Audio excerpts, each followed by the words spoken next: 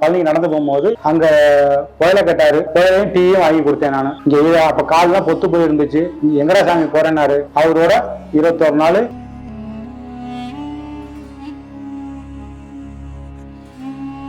உனக்கு ஒருத்தன் பச்சை கட்டி தருவான்டா இரா சாமி அப்படின்னாரு. சாப்பாடு போடுறா சாமின்னாரு. சித்ரா பௌர்ணமி 5 நாளுக்கு முன்னாடி சும்மா இருந்தா மண்ணு கெட்டு போயிருந்தா சாமி, கணக்கம்பட்டி மண்ணுடா சாமி.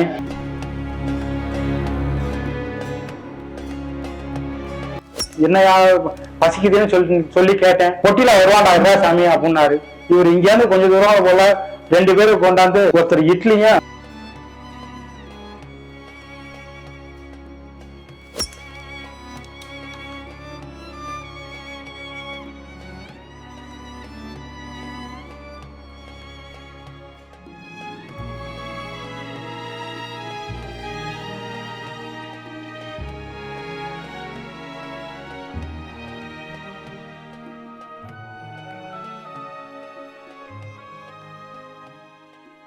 கணக்கம்பட்டி ஐயா எப்படியோ அதே மாதிரி யோகிராம் சுரத்குமார் திருவண்ணாமலையில அவர் பெரிய யோகி. அதாவது யோகிராம் சுரத்குமார், யோகிராம் ஜெயகுருராயா. அவர் பிச்சை, அதாவது பிச்சைக்கு நான் ஒரு பிச்சைக்காரன் அப்படின்னு சொல்லுவாரு. ஆனா விசிறி சாமியார்னு சொல்லிதான் அவர் சொல்லுவார். இதே 4வது என்னையிலேருந்து கரெக்டா 4வது கோபுரத்துல போய் பிச்சைக்காரன் யாருன்னு கேள்றா, அவங்க சொல்லுவாடா அப்படின்னு சொன்னவர் யோகிராம் சுரத்குமார் ஜெயகுருராயா. அவரு யோகிராம் சுரத்குமார் என்னோட குருநாதர். கணக்கம்பட்டி மூட்டை சாமிகளும் என்னோட குருநாதர். சர்க்குரு சங்கர் பிஸ்ரி சாமிகள் நான் நேரில் பார்த்தது கிடையாது. அவர் என்னை தபமலைமையில தான் நான் யோகிராம் சுரத்குமார் சொல்லிட்டு கிட்டத்தட்ட ஒரு 3 மாதமாக அவரை மட்டும் நினைத்து யோகிராம் சுரத்குமார். அப்போ நான் கணக்கம்பட்டியாரோட 21 நாள் கணக்கம்பட்டியோட நான் வாழ்ந்துட்டு இருக்கும்போது அப்ப அவர் சித்தர்லாம் எனக்கு தெரியாது. அவரோட பயணிச்சோம். நான் பழனி மாலை போட்டு போகும்போது அவரோட நான் பயணிச்சேன். ஐயாவோட இருந்தேன். ஐயாவோட 21 நாள் அவரோட இருந்து எனக்கு வயசு 25 வயசு இருக்கும். 25 வயசு 26 வயசு. எனக்கு சித்தர்லாம் அவர் யாருன்னு தெரியாது. நான் பழனிக்கு நடந்து போகும்போது அங்க புயலை கட்டாரு, புயலையும் டீயும் வாங்கி கொடுத்தேன் நான். இங்க அப்ப கால்லாம் பொத்து போய் இருந்துச்சு. எங்கடா சாமி போறேன்னாரு. பழனிய முருகன் இங்க வாடா சாமின்னு சொல்லி கூப்பிட்டு அவரோட 21 நாள் அந்த நம்ம பெட்டல் பொங்கலையும் அவர் ஐயா இருந்தாரு. கோம்பைக்காட்டுலயும் அந்த பழைய மரத்துல இருந்தாரு. வீட்டுல கணக்கம்பட்டி வீட்லயும் இருந்தாரு. அதுக்கு முன்னாடி கணக்கம்பட்டி பழைய இடம் இருந்துச்சு பார்த்தீங்களா, அந்த இடத்துல குடிசையில தான் அதிகமா இருப்பாரு. ஃபுல்லாக எங்கனாலும் இருப்பு சுத்தி வருவார். இங்க இராசாமின் பாரு சுத்தி போயிட்டே இருப்பாரு அவரு. அப்ப நான் என்னையா பசிக்குதுன்னு சொல்லி கேட்டேன். பொட்டியில வருவான்டா இராசாமி அப்படின்னாரு. இவர் இங்க இருந்து கொஞ்சம் தூரம் போல 2 பேரும் கொண்டாந்து ஒருத்தர் இட்லியும் ஒருத்தர் இது நம்ம வெஜிடபிள் பிரியாணி அதுவும் கொண்டாந்து இட்லி கொண்டாந்து கொடுத்துட்டு வெஜிடபிள் பிரியாணி நாட்டில் நான் இட்லியை சாப்பிட்டேயா. அதுல 5 இட்லி இருந்துச்சு. அதே மாதிரி நைட்டும் பசிக்கும் போது நம்ம நினைச்சாலே கொண்டாந்து கொடுத்துட்டு போயிடுறாங்கய்யா. நிறைய பேர் வந்தாங்கய்யா. அது யாரு இல்லைங்கய்யா, எனக்கு அதெல்லாம் சொல்லி நான் அவரோட உட்கார்ந்தாங்கய்யா. உட்கார்ந்தேன். அவர் இந்த போட்டிருந்த காவடி மண்டை அந்த செல்லதுரை ஐயா அவர் எடுத்து மேல மாட்டுவார். அப்ப நான் கீழே நிற்பாரு, நான் எடுத்து கொடுத்து அவர் மேல தூக்கி மாட்டிக்கிட்டு இருப்பாரு. அது எனக்கு நல்லாவே தெரியும். அதுக்கப்புறம் எனக்கு என்ன நடந்துச்சுன்னு எனக்கு தெரியாதுயா, ஞாபகம் இல்லை எனக்கு. 21 நாள் அங்கேயே இருந்தீங்க? அவரோட தான் 21 நாள் இருந்தேன். அப்புறம் இந்த வீட்டுக்கு நீங்களே வந்தீங்களா?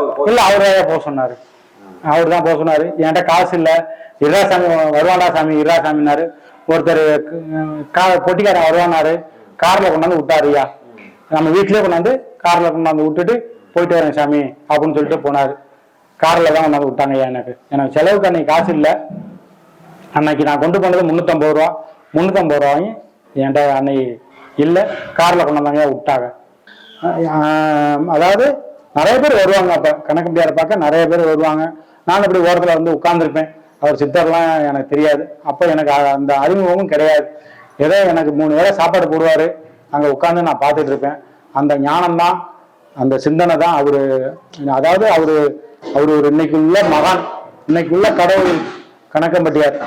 அவரோட ஜீவசமாதிக்கு போனோம்னா அவருக்கு அதாவது நம்ம என்ன நினைச்சு வேண்டி போறோமோ கண்டிப்பா அது ஜீவசமாதியில் நடத்தி கொடுப்பார். அந்த அளவுக்கு அவருக்கு பவரும் இருக்கு, அவர் அந்த ஞானத்தையும் கொடுப்பார். அவரோட பயணிக்கிறதால் அவர் நினைச்சாலே அவர் நினைச்சு வீட்டுல கும்பிட்டாவே ஒண்ணு பட்டாம்பூச்சியா வருவார், இல்ல வெட்டிக்கிளியா வருவார். ஏன்னா எங்க வீட்டுல வந்து வெட்டிக்கிளியா வந்து கிட்டத்தட்ட 5 நாள் வந்து தங்கி இருந்தார். 5 நாளா எங்க வீட்டுல வெட்டுக்கிளியா வந்து தங்கி இருந்தாரு. அதே மாதிரி ஐயாவோட உருவத்தையும் இங்க வச்சு வழிபட்டுக்கிட்டு இருக்கோம். 5 நாள்ல இங்க வரும்போது நாங்க சாப்பாடுக்கே கஷ்டப்பட்டுக்கிட்டு இருந்தோம். அப்ப வந்து வேலைக்கு போயிட்டு இருந்தோம். அப்ப சாப்பாடுக்கே கொஞ்சம் சிரமம். அந்த 5 நாள் அவர் வந்து உள்ளார இருக்கும்போது அப்ப வந்து அவ்வளவா ஐயா வச்சு சாமியை அதிகமா கும்பிட மாட்டோம். ஏன்னா எல்லா குலதெய்வத்தெல்லாம் எல்லா வழிபாடும் பண்ணுவோம், டெய்லி விளக்கேற்றி சாமி கும்பிட்டுட்டு இருப்போம். அதுக்கப்புறம் தான் அந்த 5 நாள் அவர் இருந்தது. அதுக்கப்புறம் தான் அவர் நாங்கள் உணரும் போதுதான், அதாவது உனக்கு ஒருத்தன் பச்சை கட்டி தருவான்டா இரா சாமி அப்படின்னாரு, சாப்பாடு போடுறா சாமின்னாரு. நான் சித்ரா பௌர்ணமி ஒரு 15 நாள் இருக்கதான், சித்ரா பௌர்ணமி 15 நாள் இருக்கும்போது இந்த மாதிரி எனக்கு கனவுல வந்தார். கனவுல வந்து இவர் நம்ம அப்ப பார்த்தோமே அவர் இங்க வந்திருக்காரு அப்படின்னு சொல்லி நாங்கள் பார்க்கும்போது தான் என்னோட ஃப்ரெண்டு ஒருத்தன் பச்சை வேட்டியும் பச்சை துண்டையும் எடுத்து கொடுத்தாப்புல. அதோட நான் பேண்ட் போடுறத நிப்பாட்டிட்டேன். இன்னைக்கு 7 வருஷம் ஆச்சு. இந்த லெக்கில் நான் அன்னதானம் ரெகுலரா மாசம் பௌர்ணமிக்கு 250 இருந்து 300 பேத்துக்கு பசியாடிட்டு இருக்கோம். இங்க பசியாடுறது நான் கிடையாது, ஐயா தான் உணர்த்துறாரு. ஐயா நிறைய பேத்துக்கு இங்க வர்றவங்களுக்கு அனைத்து பேத்துக்கும் அற்புதத்தை தர்றாரு, நல்ல நிகழ்வுகளை தர்றாரு, மன நிம்மதியை தர்றாரு, இங்க வர்றவங்களுக்கு சந்தோஷத்தை தர்றாரு. அதனால ஐயாவை வழிபடுறவங்க யாரும் கெட்டு போறது கிடையாது. இன்னைக்கு உள்ள கடவுள் ஐயா ஒரு நிமிஷம் நினைச்சு கண்ணை மூடினாவே அவர் ஏதோ ஒரு காட்சியில உங்களை காப்பாற்றுவாரு. எந்த நோய் நொடியா இருந்தாலும் அவர்கிட்ட போய் நில்லுங்க. அவர் போட்டோ வச்சிருக்கீங்களா, அவர் போட்டோ நில்லுங்க.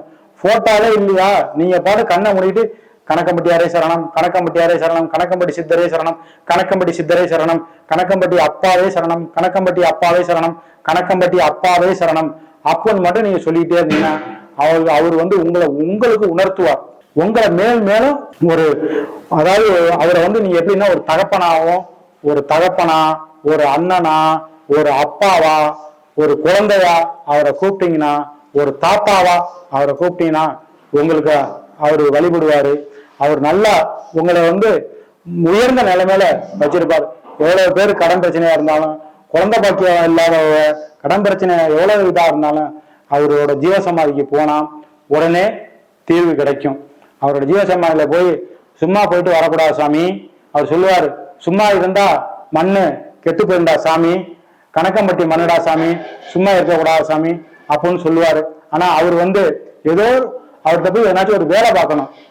அந்த வேலை பார்த்தாதான் அந்த கொடுக்குற சாப்பாடை நம்மளுக்கு செரிமானம் ஆகும். அவரு வேலை பார்க்கணும். அங்க போய் ஏதாச்சும் ஒரு வேலை பாருங்க, அரிசி மூட்டை தூக்கிட்டு போங்க அப்படிலாம் ஏதாச்சும் அங்க கூட்டுங்க. நாலாமே ஏதாச்சும் ஒரு வேலை பார்ப்பேன், நாலாம் போனா ஏதாச்சும் ஒரு வேலை பார்ப்பேன். ஏன்னா அது வந்து அவரோட அவர் வர இல்லை, அது பொதுவான பூமி. அவர் வந்து மோகனையா வந்து மிக சிறப்பா நடத்தி கொண்டு இருக்காரு. ஜக்கம்மா கோயிலுக்கு போங்க, கோம்பைக்காட்டுக்கு போங்க, கண்டிப்பா நல்லதே நடக்கும். நான் இங்க புதுக்கோட்டையில சப்தசித்து ஞான சபை புதுக்கோட்டை அப்படின்னு சொல்லி இங்க புதுக்கோட்டையில் நான் வச்சிருக்கேன். கிட்டத்தட்ட ஒரு 7 வருடமாக இங்க வச்சிருக்கேன். இங்க நிறைய மக்கள் வர்றாங்க. அவங்களுக்கு பூரா சில பிரச்சனைகள் எல்லாம் தீருது. நிறைய பேர் வந்தாலும் அந்த பிரச்சனைகள் தீருது சாமி, நான் நல்லா இருக்கேன் சாமி, கடன் பிரச்சனை எல்லாம் தீர்ந்துருச்சு சாமி அப்படிங்கிறாங்க. அவங்களால முடிந்ததை தர்றாங்க. மாசம் அதை வச்சு இன்னைக்கு நான் மிக சிறப்பா பண்ணிட்டு இருக்கேன். அவரோட கணக்கம்பட்டியாரோட அருள் இல்லைன்னா, யோகிராம் சுரத்குமார் சர்க்குர் ஐயா அருள் இல்லைன்னா இந்த லெக்கில் நான் அன்னதானம் இவ்வளவு பேத்துக்கு நான் போடணும்னு நினைச்சு கூட பார்க்கல. கண்டிப்பா இன்னைக்கு அவ்வளவு பேத்துக்கு அன்னதானம் போட்டு இன்னைக்கு மிக சிறப்பா பண்ணிட்டு இருக்கேன். இந்த சித்ரா பௌர்ணமி வந்து 6 ஆண்டு முடிஞ்சு இது 7ஆம் ஆண்டு. நான் ஒரு இடம் பார்த்துக்கிட்டு இருக்கேன், கோயில் கட்டலாம் அப்படின்ட்டு. 3 பேர்த்தையும் கோயில் கட்டுறதுக்கான வாய்ப்பு ஐயா தான் உத்தரவு கொடுக்கணும். கிடைச்சா இடம் புதுக்கோட்டையில ஒரு கோயில் கட்டி அமைக்கணும். அமைச்சு அந்த லெக்கில் ஆலயம் ஏற்படணும். கும்பாபிஷேகம் விரைவில் பண்ணணும்னு ஒரு ஆசை இருக்கு. இதே மாதிரி பெரிய லெவல்ல அன்னதானம் பண்ணணும், ஐயாவோட உருவத்தை வச்சு பெரிய உருவமா வச்சு அதுக்கு அபிஷேகம் பண்ணணும் அப்படின்னு ஒரு ஆசை இருக்கு. அதுக்கு ஐயா தான் வழி நடத்தணும். இங்க வர்றவங்களுக்கு அனைவருக்கும் எல்லாரும் நல்லா இருக்கணும், எல்லாரும் நிலமோட இருக்கணும், யாருக்கும் எந்த நோய் நொடி இல்லாம நல்லா இருக்கணும், எல்லாத்துக்கும் குழந்தை பாக்கியா இருக்கணும், எல்லா கடன் பிரச்சனையும் நீங்கணும். இங்க வர்றவங்களுக்கு அனைத்து பேர்த்துக்குமே எந்த நோய் நொடியும் இருக்கக்கூடாது, கணக்கம்பட்டி அருள் எல்லாத்துக்குமே கிடைக்கணும்.